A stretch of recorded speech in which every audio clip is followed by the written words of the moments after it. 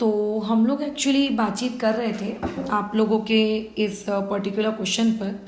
इसमें तुम लोगों ने कुछ डाउट्स भेजे, 4 उनमें बातचीत कर लेते हैं, बाकी तो तुम लोगों के आंसर मैच हो ही गए होंगे। क्वेश्चन तो तुमने रीड किया ही है, तो मेरे को उसको अलग से रीड करके बताने की ज़रूरत नहीं है।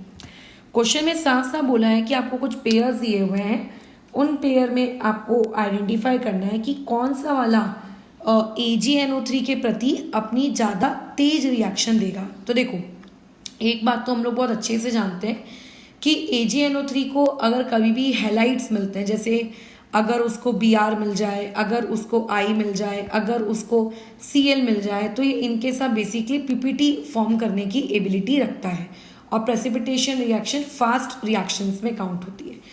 तो इसका मतलब जितने जल्दी, ठीक है, जितने जल्दी Br जाएगा उतने जल्दी आप लोगों का PPT बनेगी, है ना। तो AgNO3 के प्रति किसकी रिएक्टिविटी ज़्यादा है ये कैसे पता चलेगा? जितनी जल्दी PPT बनेगी, जितनी जल्दी PPT बनेगी यानी कि जितनी जल्दी ये Br जाएगा। अब ये Br जल्दी क्यों जाएगा? पहली बात, AgNO3 की जो रिएक्शंस होती हैं ये आपकी SN1 मैकेनिज्म को फॉलो करती हैं, क्योंकि इनमें AgNO3 जैसे लोग एज अ कैटलिस्ट बिहेव करते हैं।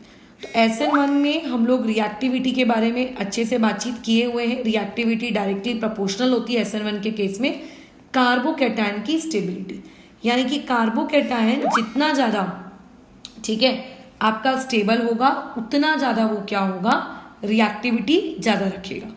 तो इसमें तुम्हारा डाउट है क्वेश्चन नंबर 3, इस पे बातचीत करते हैं। अगर मैं I को हटा दूं तो I के हटने के बाद जो स्पीशीज बनेगी आप उसकी स्टेबिलिटी कंपेयर करो आपस में, बिना I को हटाए नहीं। तो तुम देखोगे जैसे कि लास्ट टाइम मैंने तुम्हें एरोमेटिक एंटी एरोमेटिक के क्वेश्चंस दिए थे, तो आई थिंक उससे तुम्हारा रिवीजन अच्छा खासा हो गया होगा। इसके पास 4 पाई इलेक्ट्रॉन्स है। अगर इसके पास 4 पाई इलेक्ट्रॉन्स है यानी कि एक एंटी एरोमेटिक सिस्टम है, और अच्छा बाजू वाला तो ना तो एरोमेटिक है, ना तो एंटी एरोमेटिक है, ना तो नॉन एरोमेटिक है, ये नॉर्मल एक साइक्लिक रिंग है।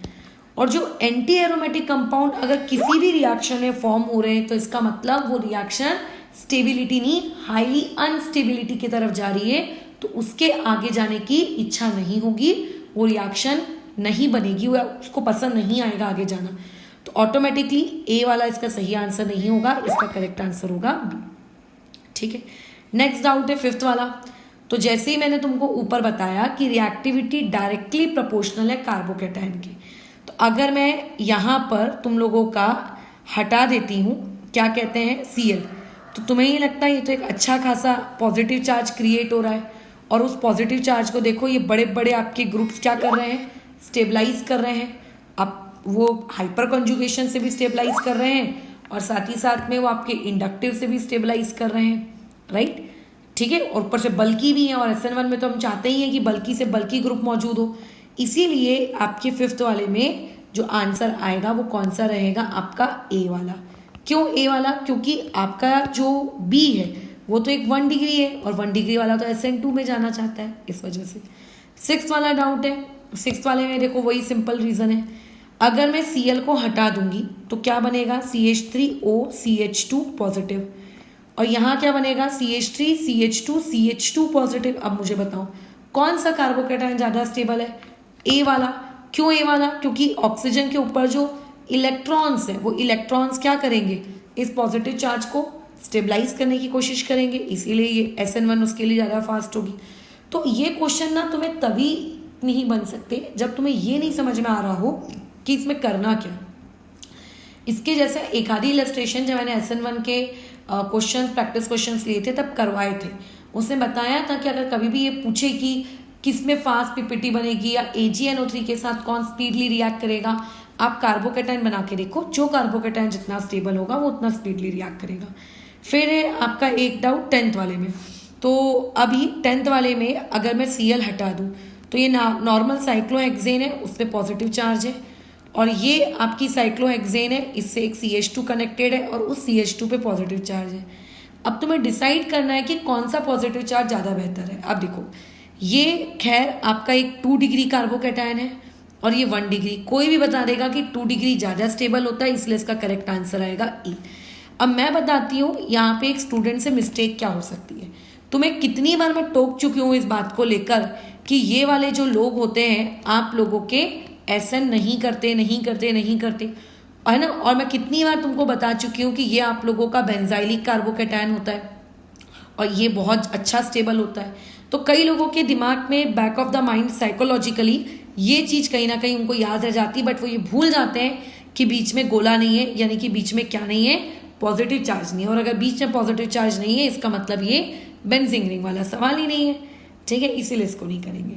तो ये डाउट AgNO3 के जो तुमने बोले थे ये हो गए। बेसिसिटी में श्रेयन के 2 डाउट्स हैं, 3 और 4। तो बेसिसिटी वाला टॉपिक किधर है, अच्छा देख लेते हैं। मैंने क्वेश्चंस एक्चुअली इसमें पेस्ट नहीं किए हैं तो मुझे ऐसे ही देखना पड़ेगा, भूल गई हूँ मैं बेसिसिटी को करना। 3 और 4 अच्छा C और D, ओके। हे भगवान, देखो पहला आपको दिया है 3, क्वेश्चन नंबर 3 की बातचीत कर रही हूँ मैं बेसिसिटी वाले में, NaOH। दूसरा आपको दिया है NaOOCH3, ये बड़ा जिएगा श्रेयन, अभी इसका नाम लिया और ये मैसेज। फिर NaOCH3, अच्छी बात है। D में NaNH2, देखो ये आपको 4 बेस दिए हैं, ठीक है, बात करते हैं इन पर। तो जो आपका पहला वाला है वो आपका एक इनऑर्गेनिक बेस है, ठीक है, होगा भाई, क्या कर सकते हैं। अच्छा क्वेश्चन नंबर 4 में आते हैं, आपको दिया है, अच्छा ये क्वेश्चन तो मुझे प्रियांशु ने भी पूछा था। Question number 4, benzene ring with NH2 जिसको हम एनिलीन कहते हैं, बट ये पूछने लायक नहीं है, इसका मतलब नोट्स कॉपी ठीक से रिवाइज नहीं किए हो अगेन, और बिना कंसेप्ट को पढ़े ऐसी कूद पड़े हो तुम लोग, है ना। बेंजिंग रिंग विथ NH2 और यहाँ पे आ गया OCH3। और एक चौथा केस यहाँ पे दिया है आप लोगों का बेंजिंग रिंग विथ NH2 और Cl। तो देखो बेसिसिटी का एक बहुत ही सिंपल सा फंडा चलता है, बोलो क्या, डायरेक्टली प्रोपोर्शनल होती है इलेक्ट्रॉन डोनेटिंग ग्रुप्स के, है ना। यानी कि आप लोगों का जितना ज़्यादा क्या होगा, आप लोगों का जितना ज़्यादा इलेक्ट्रॉनिक क्या होगा, आप लोगों का डोनेटिंग वाले ग्रुप होंगे, बेसिसिटी उतनी ही ज़्यादा होगी। बस यही हम लोगों का छोटा सा लॉजिक है, इसी लॉजिक से तुम्हारे आंसर आएंगे। तो ऐसे में NO2 भाई साहब जो आपके हैं, ये NO2 भाई साहब तो -R और -I देते, डोनेट करना तो छोड़ो, ये तो विड्रॉ करने में महारती है, तो इनको तो आप पहले ही काट दो, ये तो नहीं हो सकता। Cl के बारे में मैं तुम्हें बता दूं, तो Cl को अगर आप बेंजिंग रिंग से जोड़ो, Br को आप बेंजिंग रिंग से जोड़ो, I को आप बेंजिंग रिंग से जोड़ो, तो ये लोग रेजोनेंस नहीं करते, सिर्फ फ्लोरीन करता है। यानी कि यहाँ पे सिर्फ -I हो रही होगी, इलेक्ट्रॉन +R से नहीं दिए जा रहे हैं, है ना। तो यानी कि ये केस भी नहीं हो सकता क्योंकि इसमें इलेक्ट्रॉन विड्रॉ किए जा रहे हैं। बढ़िया। OCH3 ऑक्सीजन क्योंकि इलेक्ट्रोनेगेटिव है तो -I से तो इलेक्ट्रॉन खींचेगा, बट +M से ये इलेक्ट्रॉन देता है, और -I से कई गुना ज्यादा, बोलो कौन होता है ताकतवर, इसका +M। तो जो नेट इफेक्ट होता है, नेट इफेक्ट मतलब इलेक्ट्रॉन जाएगा क्या आएगा, तो नेट इफेक्ट होता है इलेक्ट्रॉन देने का। और जो पहला ऑप्शन दिया है एनिलीन, वो तो एक न्यूट्रल है, उसमें तो कुछ भी नहीं हो रहा, ना इलेक्ट्रॉन दे रहे हो ना ले रहे हो, तो ऑब्वियस है कि सबसे ज्यादा इलेक्ट्रॉन कहाँ सप्लाई हो रहे हैं, C ऑप्शन में। इसीलिए क्वेश्चन नंबर 4 का जो C ऑप्शन रहेगा वो कितना होगा, आप लोगों का C, ठीक है, ये होगा इसका करेक्ट आंसर। अब आ जाती है क्वेश्चन नंबर 3 में।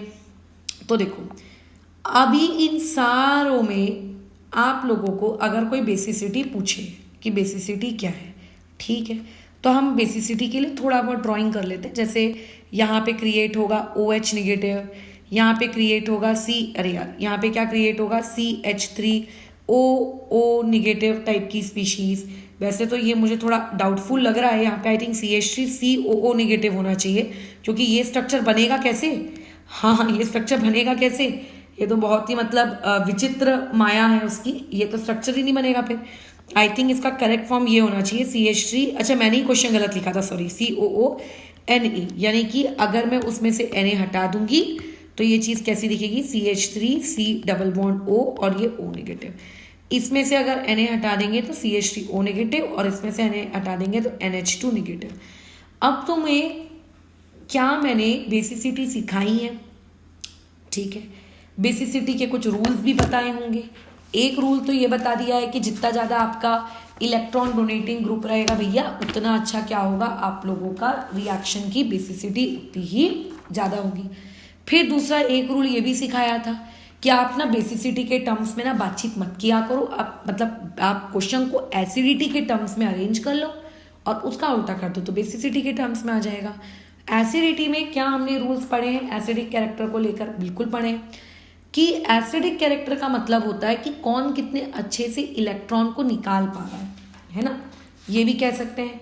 या फिर दूसरी भाषा में अगर मैं बातचीत करूँ तो मैं ये भी कह सकती हूँ कि कौन अपने निगेटिव चार्ज को ज़्यादा बेहतर तरीके से संभाल पा रहा है ना, कौन अपने निगेटिव चार्ज को बेहतर तरीके से संभाल पा रहा है। जो अपने निगेटिव चार्ज को जितना बेहतर तरीके से संभालता है उसका एसिडिक कैरेक्टर उतना ज़्यादा होता है। मैं तो हमेशा एसिडिक कैरेक्टर के अकॉर्डिंग याद रखती हूँ, बाद में बेसिसिटी के लिए मैं उल्टा कर देती हूँ, ठीक है। तो अब देखो सेकंड वाला तो भैया सबसे अच्छे से संभाल रहा है क्योंकि दो मतलब रेजोनेटिंग स्ट्रक्चर हो रहे हैं, वो भी इक्विवेलेंट रेजोनेटिंग स्ट्रक्चर, तो चाहे कुछ भी हो जाए बी ऑप्शन तो नहीं हो सकता। अच्छा, अब यहाँ पे नेगेटिव चार्ज किस पर है, ओ पर, और यहाँ पे ये नेगेटिव चार्ज किस पे है, ओ पर, तो और यहाँ पे ये नेगेटिव चार्ज किस पर है, एन पर। तो मुझे बताओ between O and between N कौन अपने नेगेटिव चार्ज को सबसे गंदे तरीके से संभालता है। सबसे गंदे तरीके से ये संभालता है। मतलब अगर कोई मुझसे ये पूछेगा कि लीस्ट एसिडिक कौन है तो मैं जवाब दूंगी NH2 नेगेटिव, और अगर कोई चीज लीस्ट एसिडिक है तो सबसे ज़्यादा मोस्ट बेसिक वही रही होगी। तो यानी कि सबसे ज़्यादा बेसिक कौन है आपका डी, ये इसका है।